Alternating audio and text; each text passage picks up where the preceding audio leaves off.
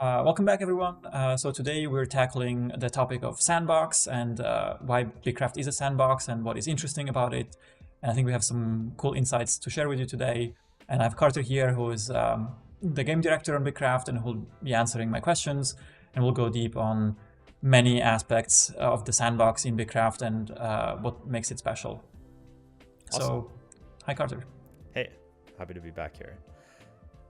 Cool. So I know we talked about going through this as if you knew nothing about BitCraft, and so did you want to start with that? I could tell you a little bit about you and the audience about the sandbox aspects of BitCraft as if you don't know anything. Yeah, I think that's perfect. All right, let's get started. So, why don't you tell us about kind of what is the current state of the sandbox in BitCraft? Like, what is sandboxy about it? Great question. So I guess to start, when you first come into the game, every player is kind of going to go through the very same initial like survival kind of getting started in the game.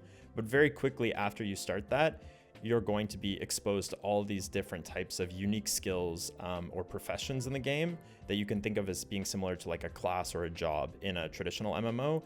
And this is going to be a choice, like one of the first sandbox choices players get in the game, where they get to choose kind of which direction they want to go in terms of specializing their character. And so I would say that is like one of the fundamental core sandbox things at the very, very start of the game.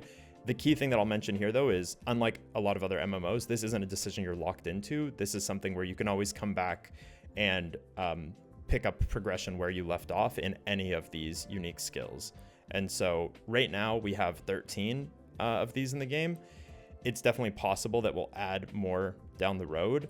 But I would say because of how intertwined these are, this is something that we're very careful about when it makes sense to add one and how, if we do add one, we can interweave it into all the other ones so that it doesn't feel like an outsider compared to the rest.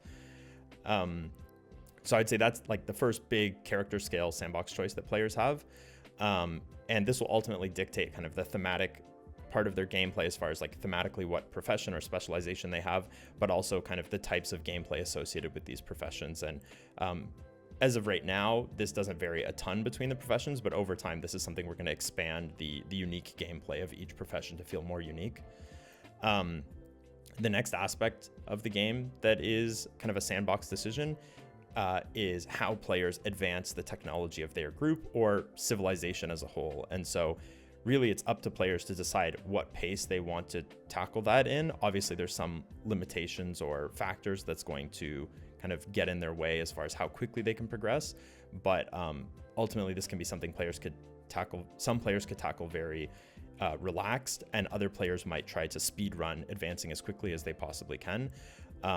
Basically, this advancement is tied to reaching the higher tiers of the skill progression gameplay and the core gameplay. So advancing your town, advancing the skill of your character, unlocking better tools, unlocking better recipes, all this stuff is tied to the technology advancement of the game.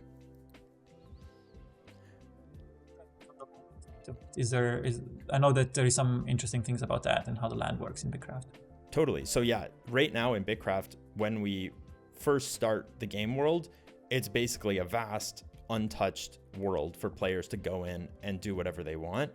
And so the two big aspects that are in the game right now is any player can go in almost anywhere in the world and start shaping the terrain. So very similar to a game like Minecraft, although on a different level of granularity, players can come in and completely alter the landscape. I'm sure people will already be thinking of how this could be abused, and this is something we talked about, I think, in one of our previous videos or blog posts. But we've done a lot of steps that we believe are going to put this in a position where it's still gives players the power to shape the world and the ability to, kind of change the world as they like, but there's still guardrails in place so that this doesn't turn into a complete hellscape disaster of players just griefing the terrain everywhere they go.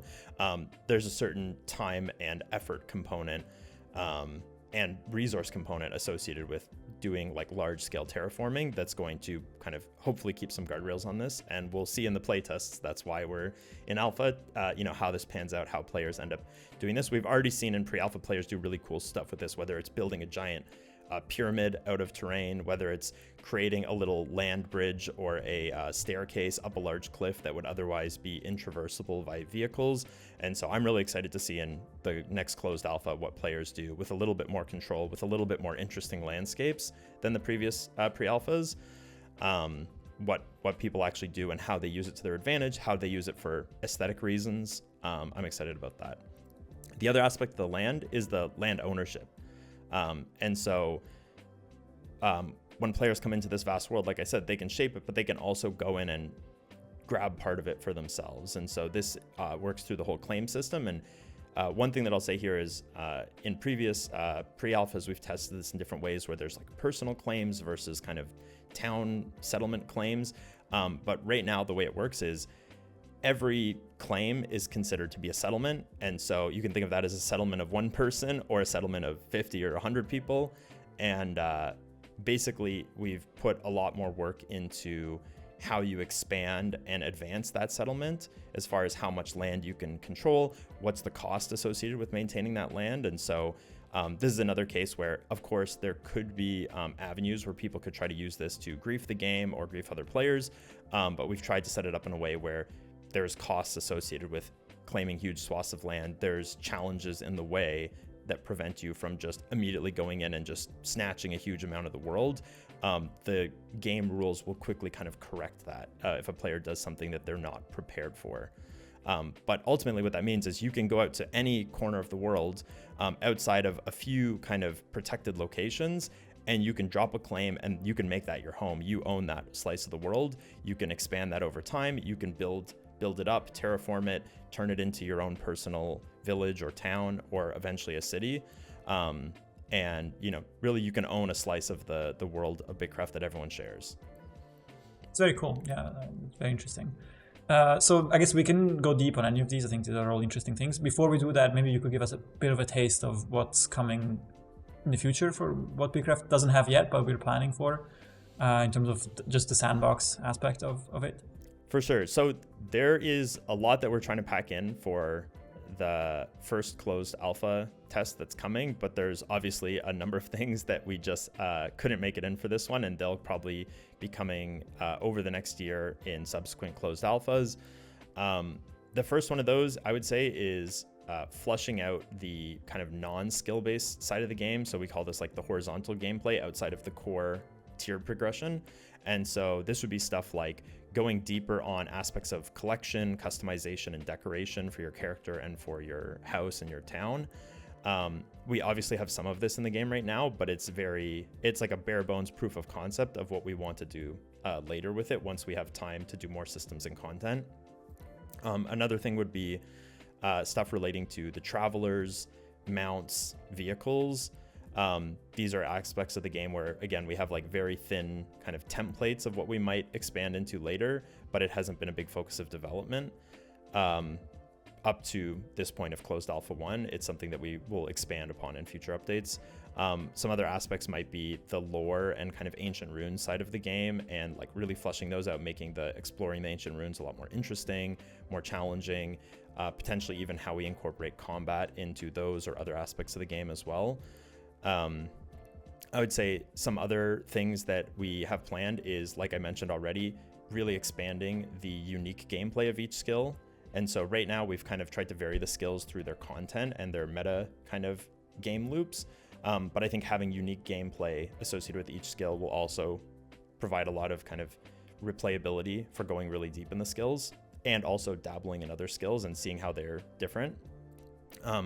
Another thing would be giving the players more control of how they run their settlements. So in order to keep the scope manageable for the first closed alpha, we really wanted to add a lot of stuff relating to player run settlements, but there's going to be some aspects of control that we want to give players in the future that aren't in there yet. So this would be things like, choosing all the rules around how players have permissions on your claim, choosing all the rules over how you can recruit or rent property within a claim, all these types of things we want to give more granularity to that we just haven't had the time to flesh out yet.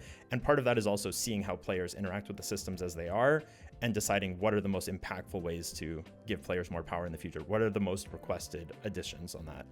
And then the last thing I would just say, to keep the list not too long, is the empire scale is something that we've thoroughly designed out, but it doesn't make sense to add into the game until we have a solid foundation at the settlement tier, because as I mentioned in previous videos or blogs, the three scales of the game kind of feed up into each other. So we have the character scale, then going into the settlement scale, which is what we're really trying to validate now. And then ultimately on top of that is the empire scale, until we get to a point where we have players kind of organically running medium to large settlements. The empire scale can't really work in its designed way. And so we want to make sure that we have all the systems and balance in place for these larger towns. And then we'll be ready to add the empire side. So making a sandbox is notoriously difficult, a sandbox game, especially multiplayer sandbox game.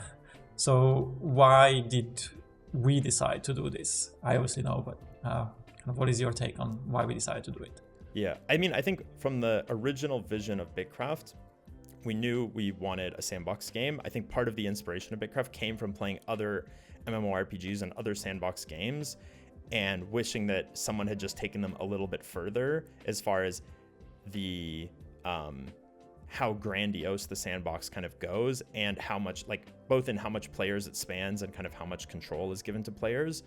And so I think the biggest way to describe the difference in terms of how we're trying to push the sandbox compared to other games is we're trying to push it across these scales. And so there's lots of other games out there where you have true like sandbox control of how you kind of forge the path of your character. But ultimately every settlement you walk into, the world, the kind of factions in the world are all NPCs. They're all statically defined by the game designers. And that makes it really good for having quests and, you know, fixed kind of economies and designing the map and the progression of players. But it trades off the kind of sandbox aspects of those parts of the game. And so what we are really looking to do, almost as like a social experiment with BitCraft, is say, what if we gave true sandbox control at all of these scales? So building the settlements, forming these empires, and ultimately still, you know, taking your character in whatever direction you want. Obviously, we're not the only game to do this, but we're trying to do it in kind of a giving this full control in a novel setting with novel gameplay that doesn't exist in really any other game out there. But we've seen enough other games find success in kind of pushing these aspects that we believe it's not a untenable end game of BitCraft. Okay, so I guess my next question then is, how does the gameplay in BitCraft scale as players progress through the different scales that you just mentioned, so character, settlement, and empire? Yeah, great question. So I just want to be clear that while you can't jump directly into, you know, a settlement or an empire until you've gotten a little bit of a handle on the character scale, so there is some sort of kind of progression or stages to these. We don't see this as like a progression that every player is going to go through. It's kind of like parallel paths that open up slightly down the road. And so I just want to be clear that the end game for every player is not making an empire or making a settlement. We see these strictly as things that like a minority of players will kind of opt into. You could think of it as becoming a guild leader in a traditional MMO. Some players will be interested in taking that route. Many other players will not. And so I just want to get that out of the way first. But as far as how the gameplay differs across these scales, I think the biggest things are a lot of other sandbox games are notorious for kind of having, especially successful ones, are notorious for having a level of hardcore kind of risk associated with them. And we found that while this is really good for engaging and retaining the like core members of the audience that really love that hardcore aspect of the game, it can also be off-putting or kind of making the game more niche than maybe it could otherwise be. And so part of the scales aspect of BitCraft is to try to get a bit of the best of both worlds there, where some players can choose to opt into these higher scales of gameplay, but they're basically also engaging in kind of higher risk, higher reward, or they're taking on a level of loss, the possibility of loss that isn't present at the lower scales. And so if you play the character scale of BitCraft, there is as it stands, nothing that can ever take away your XP. There's nothing that can, destroy or permanently kill your character. There's nothing that currently can, delete or steal your items, although there might be durability loss and stuff like that associated with certain penalties. Basically, the level of loss that you can risk is quite low. The only thing you're really wasting is your time. As you go up the higher scales, we wanted to raise the stakes, and kind of ultimately what this leads to at the highest scale of the Empire scale is, you can take over the whole world, and the next week you could lose it all and your empire collapses into nothing. That's part of the thrill and the risk reward of being an empire, the ability to gain everything and lose it all. And so for some players, that's going to be really appealing. For a lot of other players, it's not going to be something they want to touch. And so the other aspect of that with the high risk and high reward is also the level of trust you need to engage with other players. And so each of these scales will generally interact with the scales next to it. And so players, will go into another player-owned settlement and they'll interact with that settlement in certain ways, right? They'll sell their goods to the settlement. They'll rent a house from the settlement. We wanted to make sure that whenever you're interacting with the scale above you, it always functions in a trustless way. So you're always kind of having certain guarantees imposed by the scale above you.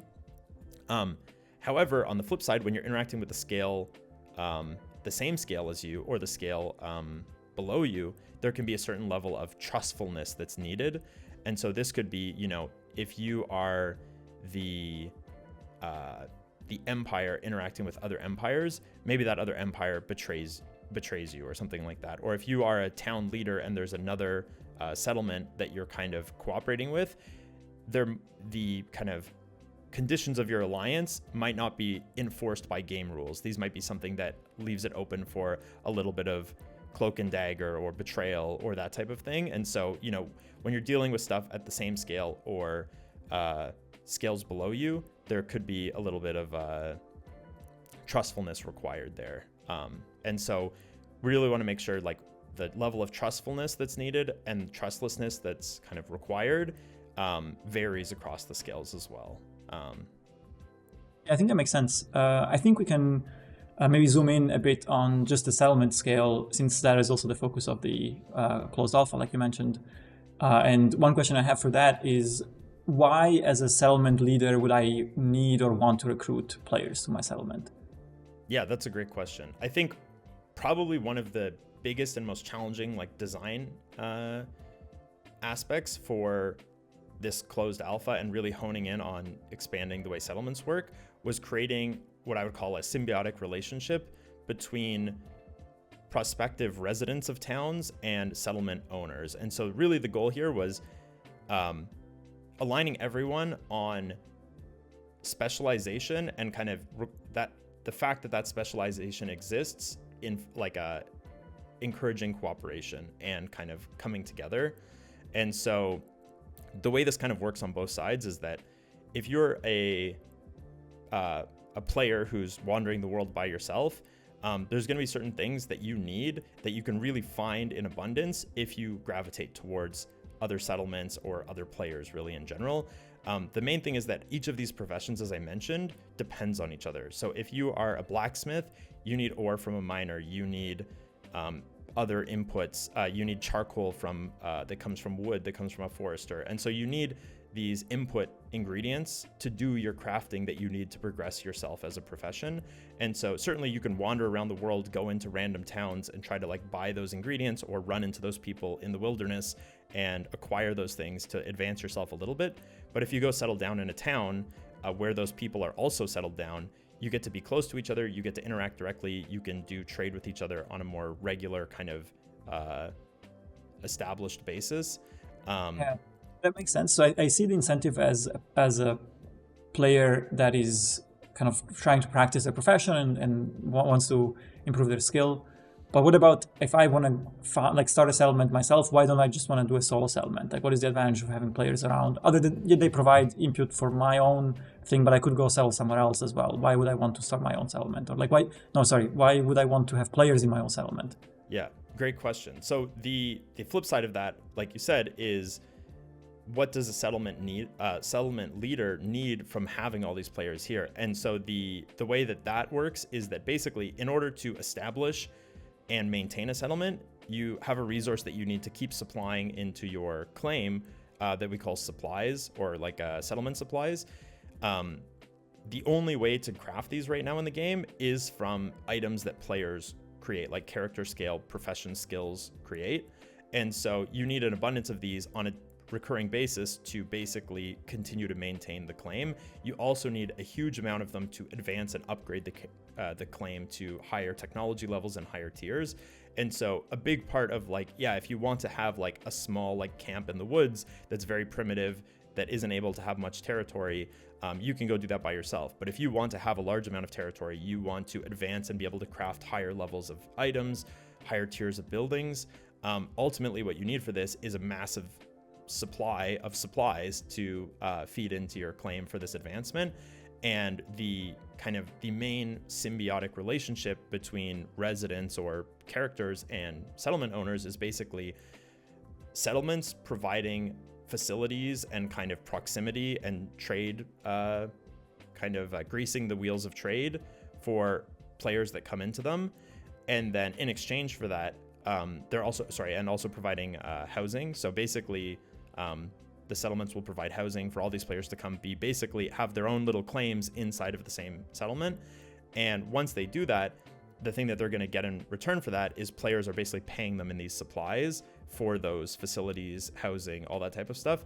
And then the claim owner can use those supplies to maintain and expand and advance their claim to basically reach kind of more lofty goals as a settlement. So if I'm running a settlement, can I just run it however I want, or are there prescribed ways in which I'm supposed to run it? Great question. So yeah, this is something that's come up again and again through the the pre-alpha playtest that we've done. We've had some players who want to really recruit, any random person who's a stranger into their settlement and have stricter rules on who can do what. There's some players who just want to play with their close friends that they trust and give everyone full access to everything. And so definitely, I would say the vision is for ultimately settlement owners to be able to set the rules however they like. And maybe even in the future, the residents have a certain say in how the rules are governed for the settlement. For right now, there's definitely still a wide array of how you can run your settlement. Everything from like full communal, like you create a settlement, everyone essentially is a full co-owner of the settlement. Everyone has permission to go in any building, loot any chests, build any building, basically do anything they want in the settlement. And then on the other extreme, you have a kind of more capitalistic settlement where you could say, or authoritative settlement where, someone is the owner and they have a hierarchy of kind of permissions below them of, nobody has, only my 3 trusted players have permission to build and loot stuff in the overworld.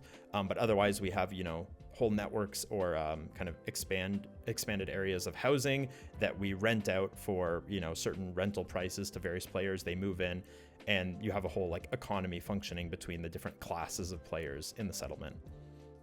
Makes sense. I guess on the topic of settlements, why would how do settlements interact with each other? Like, do they want to compete? Do they want to cooperate? What's the dynamic that you envision there?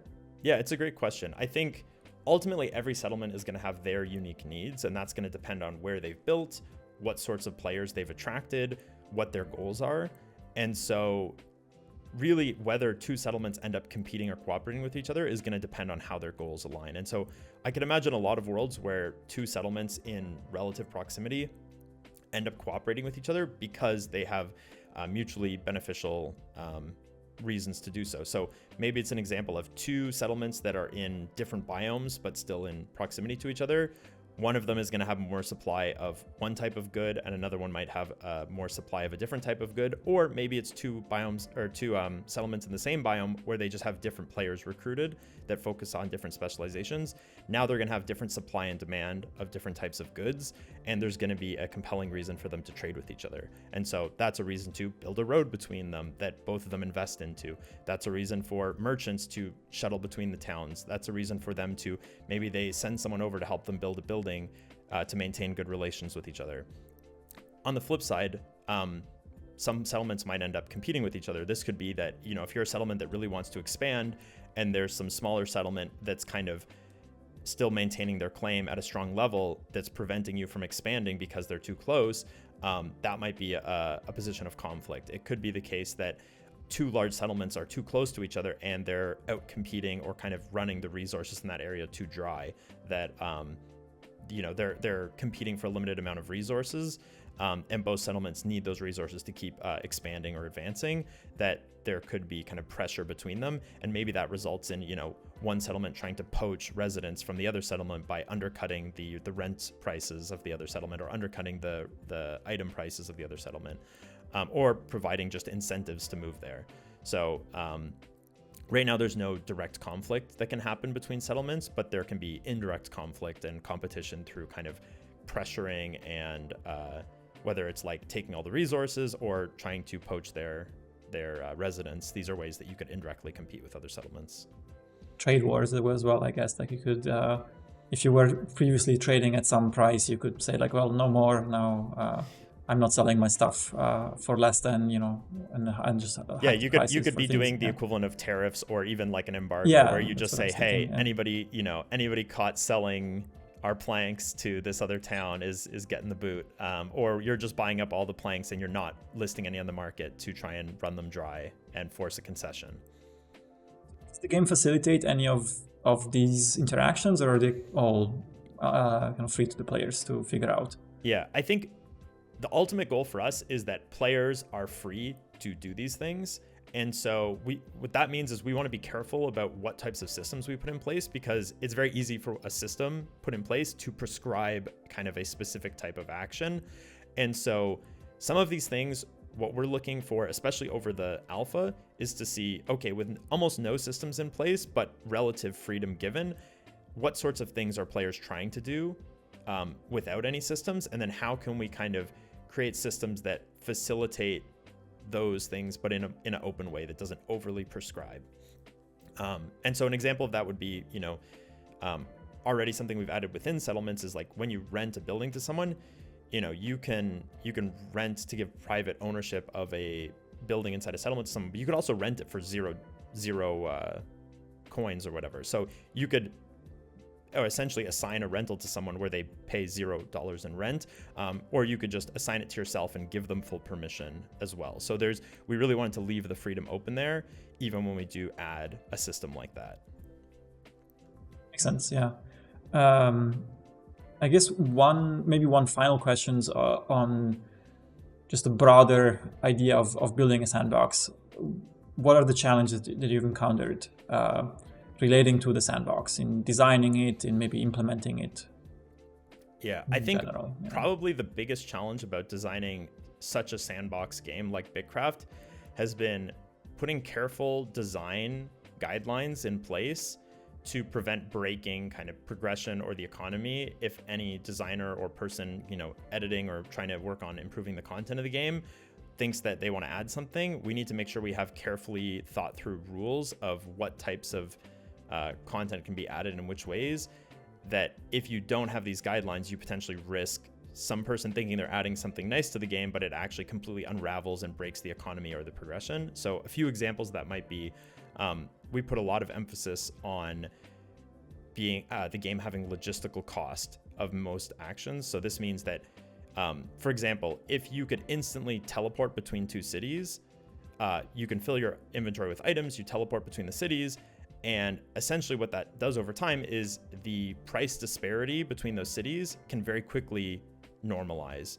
So basically, you see this in other MMOs where there is no real cost of travel. There's basically a global price for everything, and that removes any possibility of merchants buying stuff one place and selling it in another place because there's no price disparity. And so there's no arbitrage. There's no arbitrage. Anymore. So the only arbitrage you can do is arbitrage in time. So you buy something and you wait and then you sell it.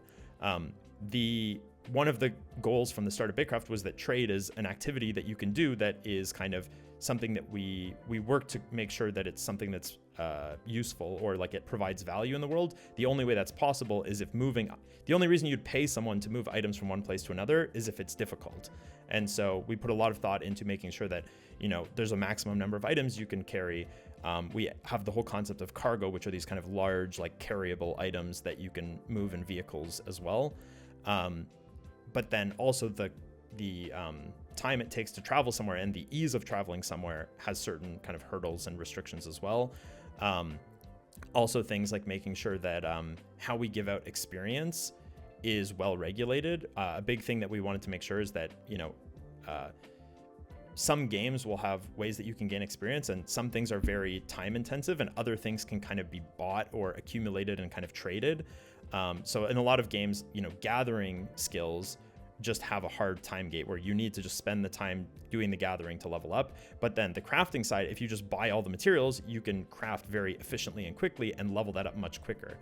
We really wanted to make sure in BitCraft that leveling up a gathering skill and leveling up a crafting skill are more equal. And so we really made it so that like the only way to the time it takes to do your crafting and the XP rate per time spent is a lot more similar to gathering. And as far as like gaining those items, you could gain the biggest pile of items in the world, but you're still going to have to spend the time crafting to actually develop that skill. On the flip side, we have the ability to do passive crafting in the game, which is where you put a bunch of stuff into a crafting station and you wait, and then it comes out. You can think of this as like a furnace in Minecraft, but on a larger scale.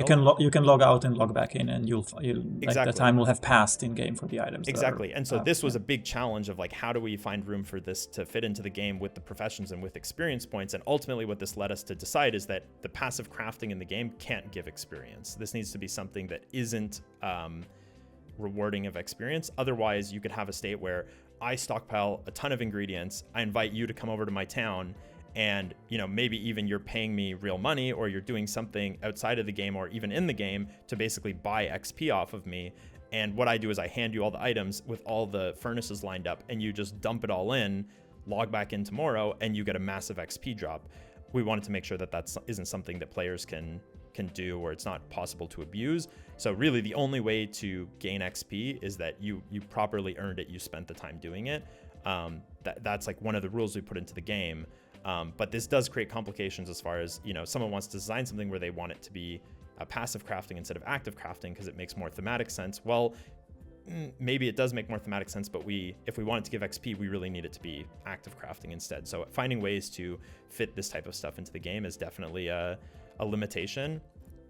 One other aspect of the Sandbox game that we already touched on a little bit is basically giving players control to do really what they want in the game. And so we've tried to design most of the systems with a lot of freedom in mind, but ultimately there's going to be some stuff where the simplest implementation requires putting a lot of barriers in place because we just can't handle all the edge cases of how that works. And so, for example, like, how do you handle, you own a settlement and someone's living in a house and you want to demolish that house to build a more upgraded house? How do you handle like evicting that player and doing that all in a fair way? These are things where we've had to make, some concessions in the short term to just like get a fully functional thing that doesn't have any huge holes for abuse. But ultimately there's not the level of freedom we want to give to players as far as how they manage doing that. These types of complicated edge case situations. Yeah. To some extent, it's also an unsolvable problem to give full freedom to players while at the same time maintaining fairness. Yeah, exactly. Not allowing them to trample on other players that are, also trying to have their own fun experience in the game. So yeah, you're exactly there must be right. compromises. I think the interesting thing that we find in a lot of these cases is whether it's by intent or just by stumbling upon it, we end up mirroring a lot of times real world outcomes, because a lot of real world stuff is designed to be the most fair, but ultimately not fully free, but the most fair and most free kind of way of solving problems. So things like how towns are run between leaders and the people living in them, how you handle, landlord-tenant relationships, essentially, we end up kind of coming to the same conclusions that end up existing in the world as far as notice or compensation associated with like termination or deposits, these types of things, to make stuff more maintaining fairness while still giving a high degree of freedom.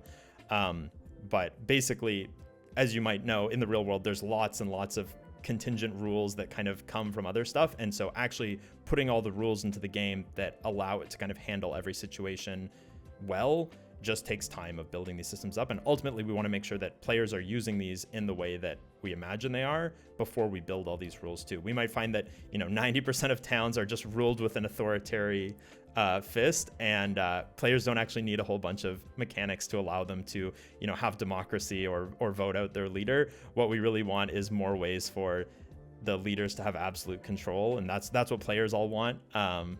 Then maybe that's the direction we take the systems. Fair enough. All right, I think we covered all the things I had questions for. Thanks everyone for tuning in. Remember to like and subscribe, or Tyler will say otherwise at the end of the video. I think he'll show up. Yeah, let us know in the comments if you have any other topics you want us to go into. And yeah, that's all from us today. All right, cheers.